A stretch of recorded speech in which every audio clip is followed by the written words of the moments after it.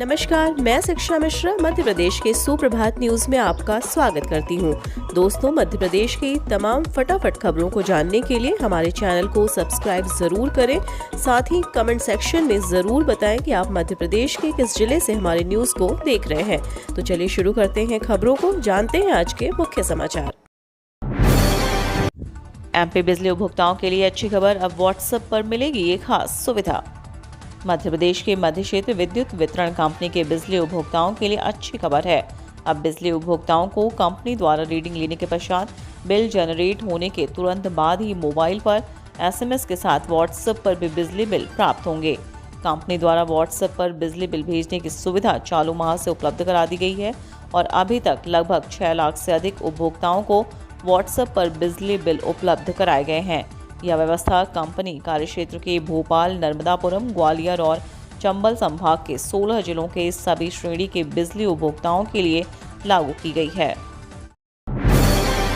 CM Shivraj की बड़ी घोषणा, युवाओं को मिलेगा लाभ। मध्य प्रदेश में युवाओं को रोजगार देने की तैयारी जोरों शोरों से चल रही है। मंत्रालय में विभिन्न सरकारी विभागों में रिक्त पदों को भरने संबंधित समीक्षा की सीएम शिवराज ने कहा कि रोजगार युवाओं की सबसे बड़ी जरूरत है। निजी क्षेत्र हो या सरकारी क्षेत्र, योग्यता अनुसार युवाओं को काम मिलना बेहद आवश्यक है। मिल रही जानकारी के मुताबिक अगस्त 2023 तक मध्य प्रदेश में 1,12,000 पदों पर भर्ती प्रक्रिया पूरी कर ली जाएगी। समीक्षा बैठक में सीएम शिवराज ने कहा कि हर महीने रोजगार दिवस पर बड़ी संख्या में युवाओं को रोजगार उपलब्ध कराया जा रहा है। कर्मचारियों के लिए अच्छी खबर, सवैतनिक अवकाश का मिलेगा लाभ।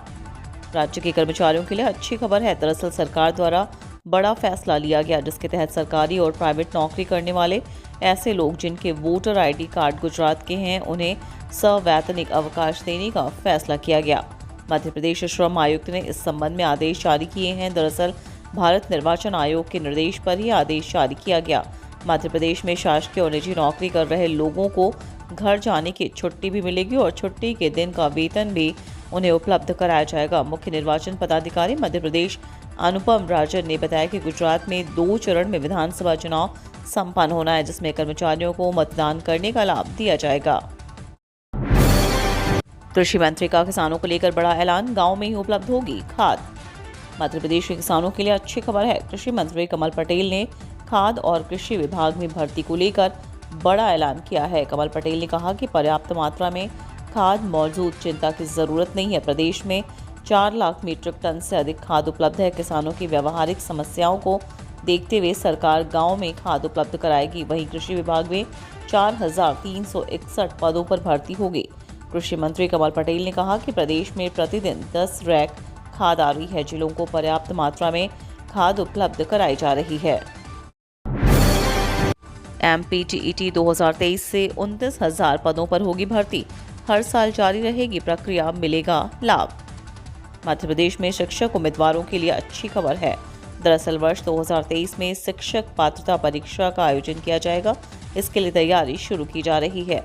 2023 की प्रक्रिया के आधार पर स्कूल शिक्षा विभाग और जनजातीय कार्य विभाग में रिक्त पदों पर भर्ती की प्रक्रिया शुरू की जाएगी। साथ ही शिक्षकों की कमी को देखते हुए अब विभाग द्वारा हर साल भर्ती करना तय किया गया। इससे पहले 2018 में शिक्षक पात्रता परीक्षा का आयोजन किया गया था, जिसमें पात्र पाए गए अभ्यर्थियों के लिए शिक्षक के 17,000 से अधिक पदों पर भर्ती प्रक्रिया जारी है। 2023 में शिक्षक पात्रता परीक्षा आयोजित कर पात्र अभ्यर्थियों से शिक्षकों के रिक्त 29,000 से अधिक पद को भरा जाना है। पदोन्नत होंगे आईपीएस, 13 एसपी बनेंगे डीआईजी, 25 नवंबर को होगी डीपीसी।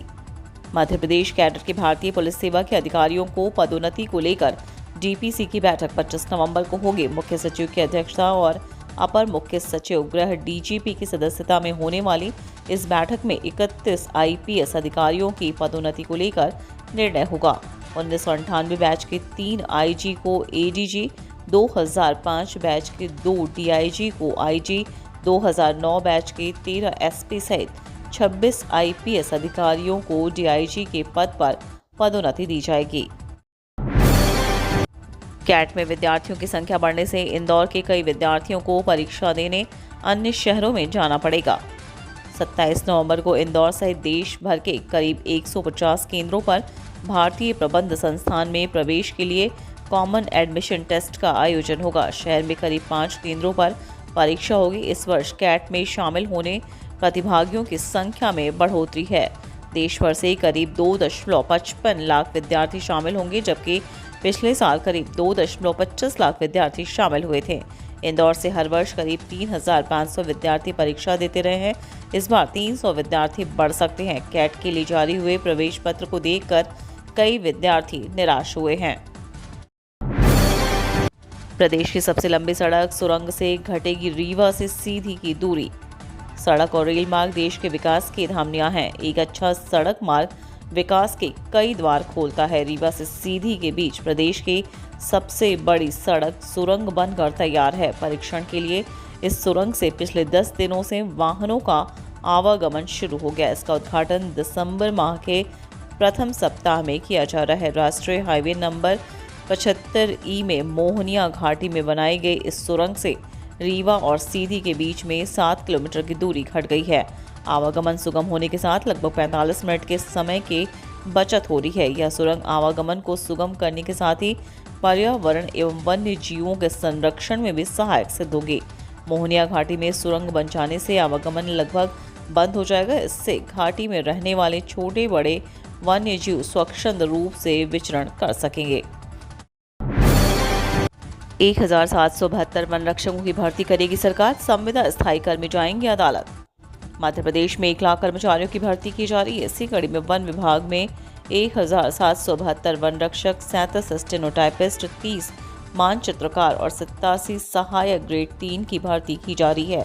शासन ने इन पदों को मंजूरी दे दी है। अब इस भर्ती के लिए विज्ञापन जारी किए जाएंगे। उधर संविदा स्थायी कर्मी और कंप्यूटर ऑपरेटरों के विरोध दर्ज करा दिया गया। कर्मचारियों का कहना है कि उन्हें पर्याप्त मौका दिए बगैर सीधी भर्ती से पद भरे जा रहे हैं। मध्य प्रदेश कर्मचारी मंच ने इसे लेकर उच्च न्यायालय में याचिका दायर करने का ऐलान कर दिया है। शिवपुरी नेशनल पार्क में टाइगर सफारी के लिए भी कवायद शुरू। जमीन चिन्हित।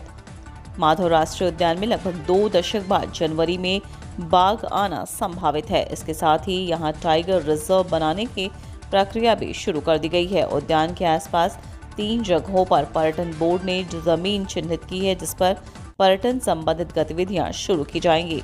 टाइगर रिजर्व में आसपास का करीब 800 वर्ग किलोमीटर का क्षेत्र बफर जोन रहेगा।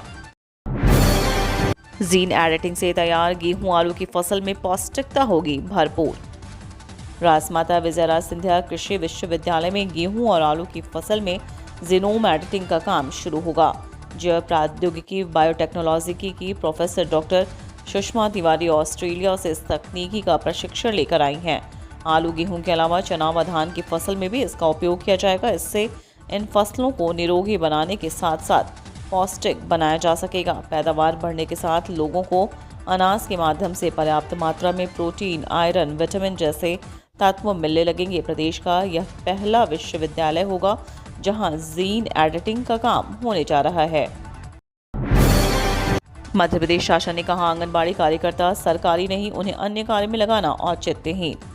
आंगनबाड़ी कार्यकर्ता सरकारी कर्मचारी नहीं है, इसलिए उन्हें अन्य कार्य में लगाना औचित्यहीन है। यह कहना है महिला एवं बाल विभाग के उप सचिव अजय कटेसरिया का। उन्होंने आंगनबाड़ी कार्यकर्ता और सहकारिताओं की ड्यूटी चुनाव में नहीं लगाने को लेकर मध्य प्रदेश के मुख्य निर्वाचन पदाधिकारी को पत्र लिखा है, जिसमें यह बात कही गई है। उनका तर्क है कि आंगनबाड़ी कार्यकर्ता और सहायिकाओं का पद मानदेय से भी है, उन्हें चुनाव कार्य के लिए मानदेय भी नहीं दिया जाता है।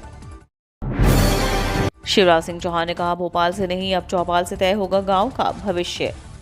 पंधाना विधानसभा के ग्राम बड़ौदा अहिर में जननायक टांट्या भील मामा की गौरव यात्रा का शुभारंभ करने बुधवार को मुख्यमंत्री शिवराज सिंह पहुंचे। इस मौके पर उन्होंने स्मारक पहुंचकर टांट्या मामा की प्रतिमा पर श्रद्धा सुमन अर्पित किए। राहुल गांधी की भारत जोड़ो यात्रा के यहां आगमन के ठीक एक दिन पहले जिले में आए मुख्यमंत्री ने राहुल गांधी का जिक्र तक नहीं किया।